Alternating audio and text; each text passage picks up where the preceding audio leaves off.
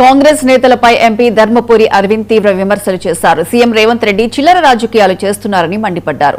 చదువులేని మంత్రి, చదువుల మంత్రి రేవంత్ అని ఎద్దేవా చేశారు. వెంటనే జగిత్యాల కేంద్రీయ విద్యాలయానికి 10 ఎకరాల భూమి కేటాయించాలని డిమాండ్ చేశారు.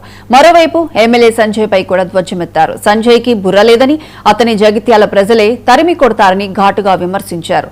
అధికార పార్టీ నేతలకు రాష్ట్ర అధికారులు లొంగవద్దని అరవింద్ పిలుపునిచ్చారు. లేని ఎడ్యుకేషన్ మంత్రి అర్థమవుతుంది. ముఖ్యమంత్రి కేంద్రీయ విద్యాలయము జిల్లాకొకటి శాంక్షన్ అవుతుంది. ఐడియల్ స్థలము 10 ఎకరాలు, హైయెస్ట్ స్థలము మాక్సిమం స్థలం 10 ఎకరాలు కాదు, ఐడియల్ మినిమం 5 ఎకరాలు.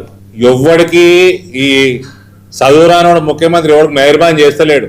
10 ఎకరాలు జగిత్యాల్లో చెలగల్లో ఇమ్మన్నావు, చెలగల్లో ఇచ్చిండు. అది కూడా మేము తెచ్చుకున్నాం, ఈయన ఇచ్చుడు కాదు. భారతీయ జనతా పార్టీ వల్ల కేంద్రీయ విద్యాలయము జగిత్యాల ప్రజలకి మంచి కన్వీనియంట్ ప్లేస్ లో ఇవ్వాల్సి వచ్చింది గవర్నమెంట్. మళ్ళీ 5 ఎకరాలు ఇస్తుంది. మీ ఎమ్మెల్యేకి మీరు గుత్తకు రాసిందానే జగిత్యాల ల్యాండ్ అంతా?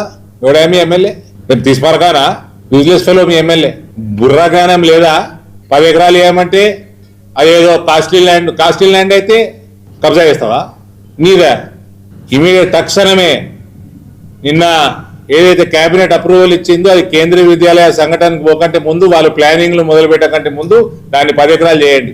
లేదా మళ్ళీ మొదటికి వస్తుంది భారతీయ జనతా పార్టీ రోడ్డుకి ఎక్కుతుంది. మళ్ళా ఏమి జగిత్యాల ప్రజలకి మీ మీడియాలు చెప్పు, మీ ఇక్కడ పిల్లలకి ఆటలు ఆడుకోనికే అన్ని సౌకర్యాలు, రేపు స్కూళ్ళు పెరుగుతాయి, క్లాసులు పెరుగుతాయి, స్టాఫ్ పెరుగుతుంది వద్దా? ప్రతి జిల్లా 10 ఎకరాలు ఇస్తుంది. ఎడ్యుకేషన్ లేని ఎడ్యుకేషన్ మంత్రి అర్థమవుతుంది ముఖ్యమంత్రికి.